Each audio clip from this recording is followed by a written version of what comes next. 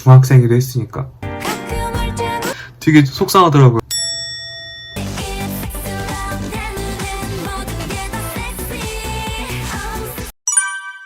네, 여러분 안녕하세요. 한솔킹입니다.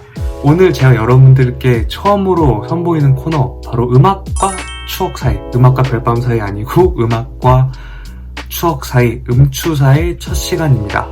자, 음추사는 어떤 생각으로 기획하게 됐냐면, 유재석님의 슈가맨처럼 저희 세대들이 공감할 만한 음악과 추억들을 함께 나누고자 이 코너를 제작하게 됐습니다. 여기서 저희 세대라고 하면 90년대 초반부터 2000년대까지, 요즘 MZ세대라고도 많이 부르죠. 정보를 드린다거나 재미를 드린다기보다는 정말 제가 추억 회상하고 싶어서, 정말 제 추억팔이용으로, 혹은 여러분들과 추억을 함께 나누고자 하는 의도로 이 코너를 기획하게 되었습니다. 그래서 첫 번째 시간으로 2012년으로 돌아가서 2012년 가을이라고 하면 9월에서 한 11월 정도 되겠죠? 그때 우리의 추억들, 그때 우리가 열심히 들었던 음악들을 한번 회상해 보시죠.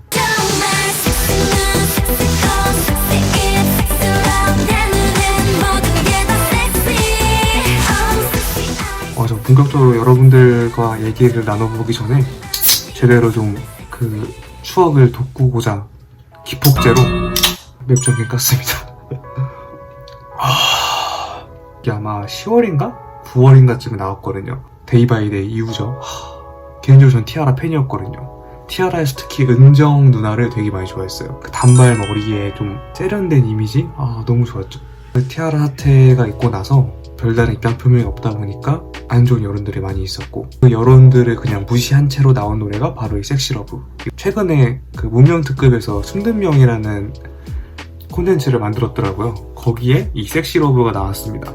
숨든명 맞아요. 일단 숨든명이었던 이유가 두 가지가 있는데, 하나는 그 시기적인 이유가 있었고, 또 다른 하나는 노래가 좀 많이 시대를 앞서갔던 것 같아요.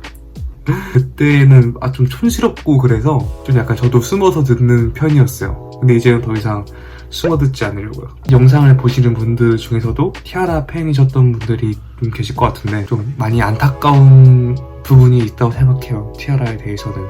2012년 9월 하면은 전 가장 먼저 떠오르는 게 티아라의 섹시러브였어요.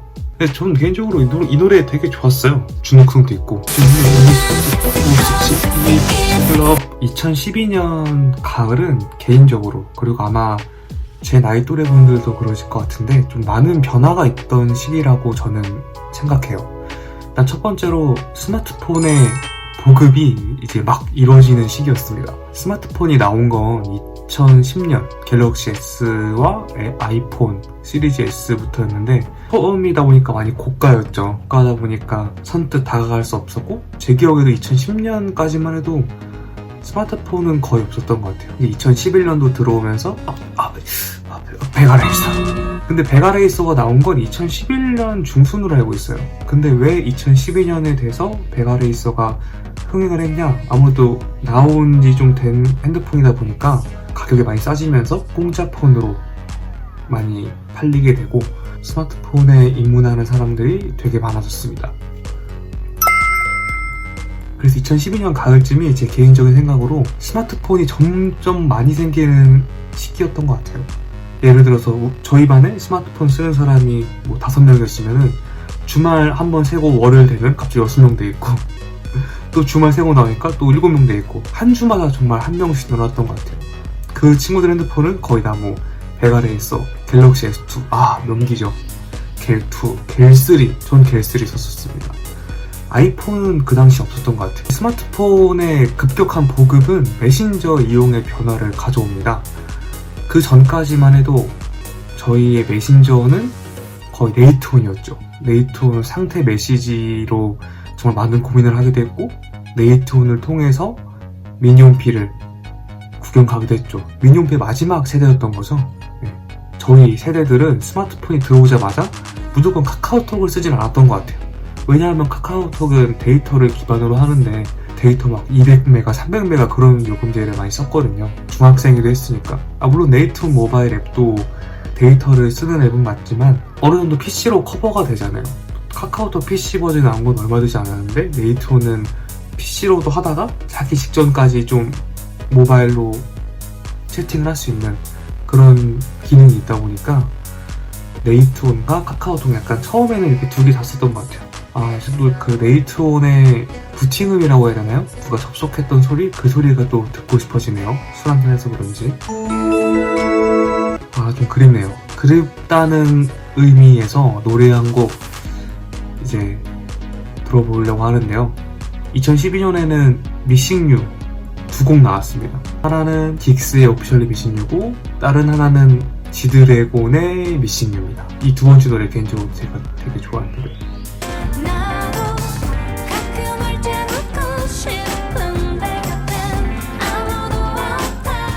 이 그 자우림 김유라님의 피처링이 하나의 깃털이 된 것 같은 느낌을 줍니다.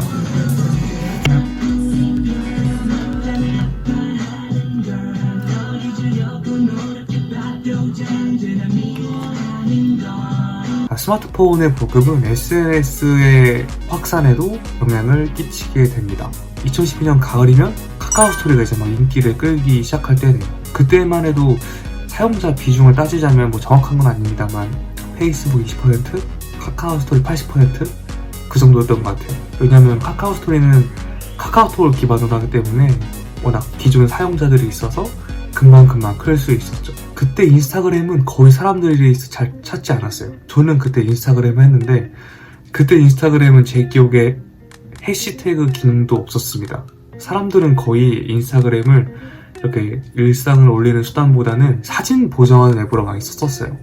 사진 그 필터가 되게 많았거든요.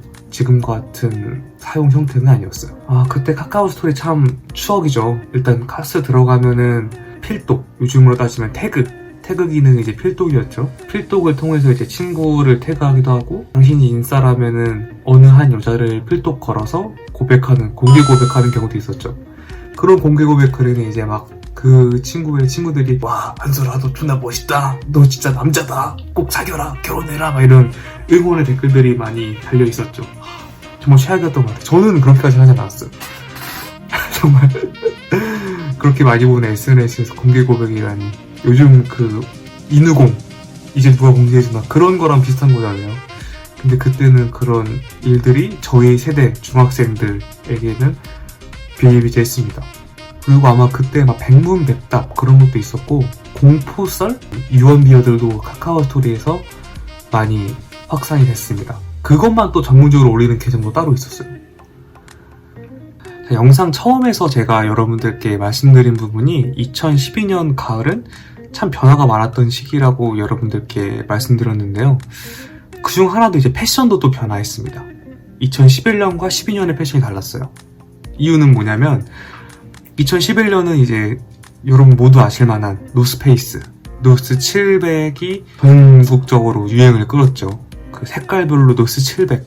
저는 나름대로 좀 차별화를 두고 노스 800을 정말 무리해서 부모님께 철없이 쫄라서 구매했죠. 정말 지금 생각해도 철없던 것 같아요. 근데 그 유행이 1년을 가지 못하고 2012년이 되니까 아베크롬비, 홀리스터 그런 브랜드들이 들어옵니다. 그래서 저 같은 사람들은 정말 피해를 많이 봤어요. 우리 나 돈도 없는 거 끌어다가 샀는데 1년도 못 가고 유행 끝났다니까 되게 속상하더라고요. 그래서 저는 아베크롬비랑 홀리스터는 사지 못했는데 제 기억에 아베크롬비 그 여름 반팔티가 하나에 7만원인가? 그랬던 걸로 알고 있어요. 되게 비쌌습니다. 아마 10대들의 반항심을 자극하는 소구점이 있었나봐요. 요즘 그 선한 영향력이라고 해서 사회적으로 좋은 영향을 끼치고 사회적 책임을 다하는 기업의 제품들을 많이 사잖아요. 그거랑 정반대되는 이유로 아베랑 홀리가 중2병 아이들에게 인기를 끌었던 게 아닌가 싶어요. 그때 막 아베의 홀리는 구설수가 되게 많았어요. 동양인을 비하한다는 내용도 있었고, 지금의 입장에서 보자면은 거의 뭐 불매를 해야 된다 싶을 만큼 안 좋은 기업인 건 맞는데, 그 부분이 이제 한창 반항적이고 질풍노도의 시기인 중학생들에게 먹힌 게 아닌가 싶은 제 생각이 있습니다. 그때도 번개장터가 있었어요. 그때 번개장터로 아베 홀리를 많이 중고로 거래하게 됐고, 자 이제 마무리를 하기야 처음으로 준비한 콘텐츠인데 거의 뭐 술 먹방인 것 같아요. 거의 술 먹방이 되고 그 개인적으로 보면은 마지막 2G의 순수함이 남아있는 시기가 아니었나 생각이 들어요. 스마트폰과 2G가 약간 조금은 문화가 같이 양립을 했다면 2013년 들어와서는 이제 스마트폰의 문화가 본격화되고 딱 그때가 마지막 2G의 순수함이 묻어있는 시기가 아닌가 저는 생각을 합니다. 오늘 제가 팔라워 가져온 추억들은 좀 풍족하지 않았던 것 같네요. 자 마지막으로 별이 빛나는 밤에 한번 들으면서 인사드리겠습니다. 안녕히 계십시오.